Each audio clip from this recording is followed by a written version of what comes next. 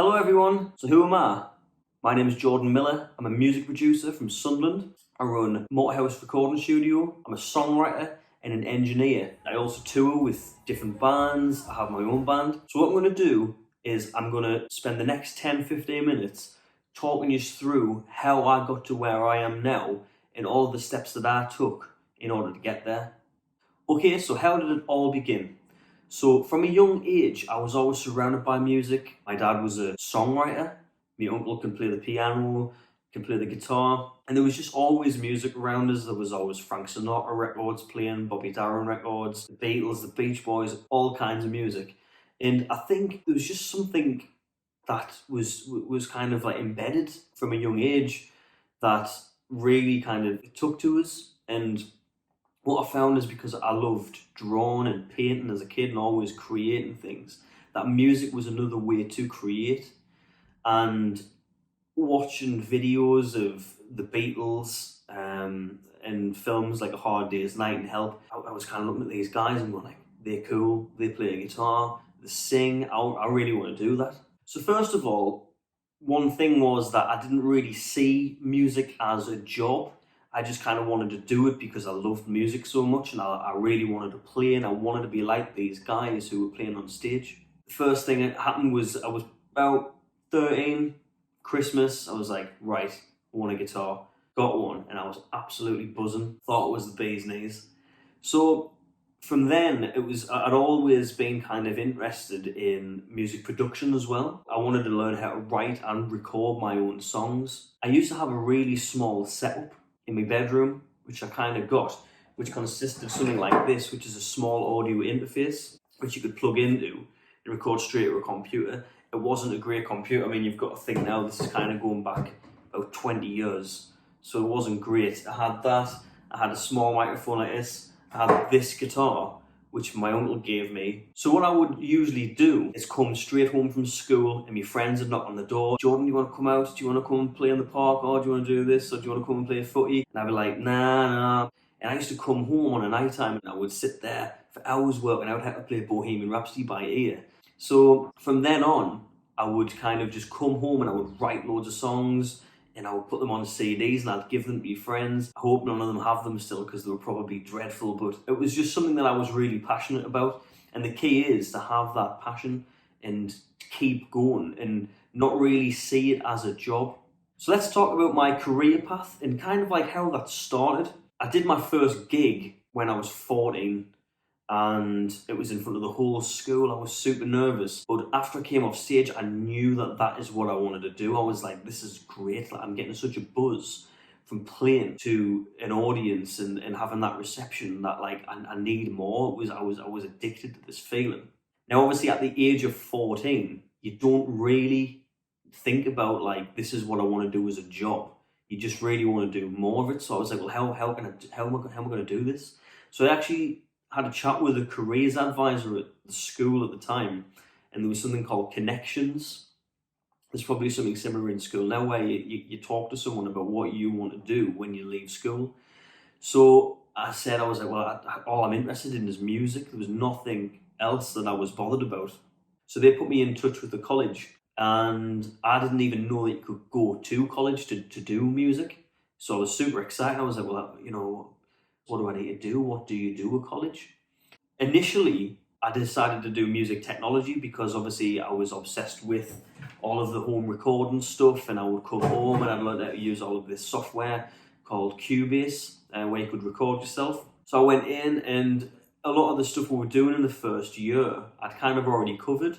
So I switched over to do music practice, which is all practical based and showing you about gigging and the real world of music and how to make money and make a job from music. So for me, it was quite tricky because at my school, they'd actually taken music from the curriculum, and what I had to do was graphics and media, but managed to get enough GCSEs to get into college to do music.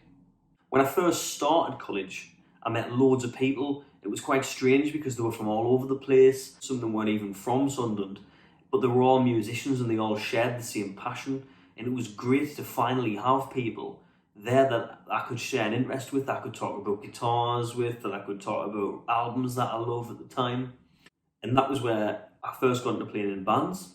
So the main thing for me about going to college was the opportunities that I got, as well as the education. It was about going out there and doing gigs in the real world. So we played venues like the City Hall, we played the Sage, we played local bars, local clubs, just to kind of get that experience of what it is like as a working musician. Still at this point at the college, I was still quite unaware of what I wanted to do as a job. And you kind of was sitting there going like, what can I do? I'm here at the college, but I'm only here for 2 years. And then once that's finished, do I just sign a bit of paper and you go, there you go, all right, you're a musician now? But that obviously doesn't work. So for me, I had to look into what I was going to do after college. When I got to university, the opportunities kept coming. I got to play all over the country, and I even got to go over to the United States and played in New York twice, which at that age, I think I was around 18, 19, and not many people at that age can say that they've travelled overseas to play a gig in New York City. So for me, that was amazing, and I can't thank the lecturers enough for giving me that opportunity to do that, because now on my CV, that looks mental. When I was at university, we then started looking at careers that you could possibly do in the industry. So this was everything from being in a function band, to being a professional songwriter, to being a recording engineer, or being a session musician. There were so many different areas. Now, it's not all swings and roundabouts, because for me, I left university and went on to just working in a warehouse. Now, there's nothing wrong with that, but I knew that that wasn't the career pathway that I wanted. And I continued working there for a couple of years after I'd finished university, while I was trying to find out what I could do as a job in music. I still continued doing music while I was working in the warehouse, but I would just use the money from that job to fund more music-related projects. So a couple of years after working in the warehouse, I actually called up one of my friends and said, I need to get out of this place. And he said, why don't we form a function band and go around social clubs and holiday parks and play cover versions for money? Now, at the time, I was thinking, I'm a songwriter, I'm a producer, that's what I do in my spare time. I don't really want to be going around playing other people's music. But sometimes you've got to put things like that aside. And I put that aside, and I went around the country for a few years making money by doing music. And it was amazing. I did have a couple of other jobs on the side, working in the theatre, but again, it was surrounded by creative people who shared a similar interest in what I did. And I think that's really important, surrounding yourself with other people that share that similar interest. So a couple of years after being on the cover scene and going around the country doing that, I actually got offered a job as a music lecturer at the college that I used to go to. So for the next 4 years, I was a music lecturer at my old college, working with the lecturers that used to teach me. And I thought that was a great feeling, to be able to teach younger people and share the same experience that I had.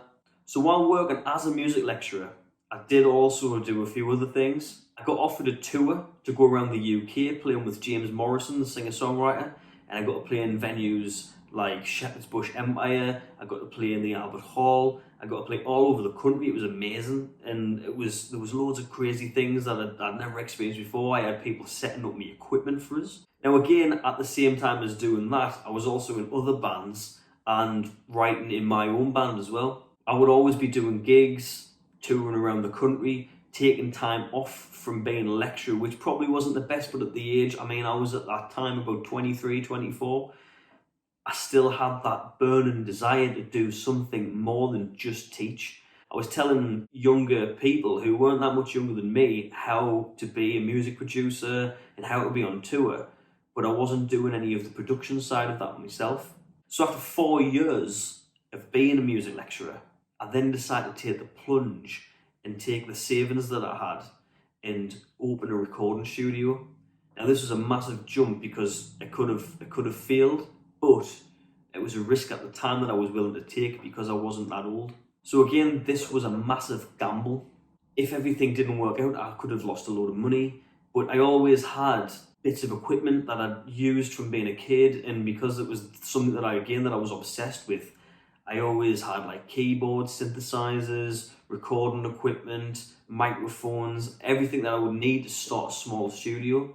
So what I did was I looked into getting some business help and met up with a few different people and managed to get a couple of grants to open the recording studio. I've now been running the recording studio for 4 years and it's been really successful, which obviously I'm over the moon with, but at the time of starting, there was no guarantee that was going to happen. So as well as being a recording engineer and running a recording studio, I do have a list of other jobs that I do. Now I've written them down here because there's quite a few. I'm just going to talk you through them. So the first one I've got is recording engineer and music producer. So producer as well as an engineer, it's a little bit different. So being a producer, I get different artists who come to me and say, I've got this song that I've written, how do I turn it into something more than just a song? So then I can add some keys, I might add some guitar, some bass, might rearrange the song slightly. So that's very different to being an engineer. Okay, so I'm also a musical director. Now a musical director is someone who works with shows or might be in theatre. So I've been in a play where I've worked alongside actors and I've actually acted myself. Wasn't great at it, but sort of managed to wing it and arranged all of the music for the show. So that was a great experience. Very similar to being a producer and arranger. So the next one is composer and songwriter. So with the songwriting side of things, I write songs for my band, I've written songs for other people. The way I generate money through that is through PRS, which is a collection agency. So every few months, I get a check where I get money from songs that I've written. So as a composer, I've composed things for different things, like art exhibitions, TV things, videos people have made on YouTube. It's all kind of things that I can add to my CV. Sometimes I've even volunteered to do it for nothing. But again, it's just for that experience. I've done some work as a session musician. Again, that tour that I went on with James Morrison, I was sessioning for a singer-songwriter. So I was getting paid a flat rate for going around touring and playing all of these venues. I also DJ from time to time.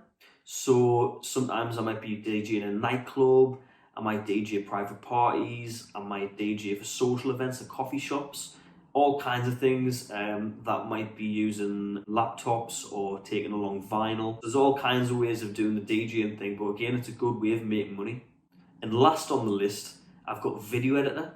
So currently, me and my business partner who run the recording studio, we make a lot of videos for bands, and I'll pop some up on the screen now so you can have a look. What we do is we record them playing live in the recording studio and film them. And then after, we'll put it all together and we edit all of the footage so they can use that live. So the band that I'm in currently at the moment are called Vanderbilt, and I'll put some stuff up on the screen now so you can watch us performing. And last year, we went to the south of France to make a record, again, which is a great opportunity. So what we did to do that was play so many gigs that we managed to save up some money to afford to do it ourselves. So we took all of my recording equipment over to the south of France to make the recordings. So we didn't have to pay a recording engineer, we didn't have to pay a producer, we kind of just did everything ourselves. We hired a villa and just kind of had a bit of a laugh really. But that's, again, what music's about, and that's why I enjoy it so much. Which leads me on to my next point of why do I enjoy my job so much? So the reason why I enjoy it is because it's what I've loved doing since I was a kid. It's something that I've always been brought up on, and it's something that I'll love for the rest of my life. And what's great about it is I can wake up on a morning and go, what am I doing today for work? And it'll be just something like, you know, going out and recording some sounds down the beach and creating a soundscape for a museum. It might be going to a theatre and working with a load of actors and going through some songs and working out harmonies. I might have a punk band in the recording studio and we're getting to play amps really loud all day and make some great music. It can be anything, and what's really exciting is that every day that I get up it's something different and I always get a kick out of it. And I think it's really important to be able to get a kick out of what you're doing as a job. So that's me, I'm Jordan Miller, a music producer from Sunderland, and I hope what I've been talking about has inspired you to do what you want to do. And even if it isn't music, even if it isn't being a producer or a songwriter or a performer, I hope that whatever you do and whatever you're passionate about, you're going to stick at it and somehow manage to make it your job in the future. So good luck with everything.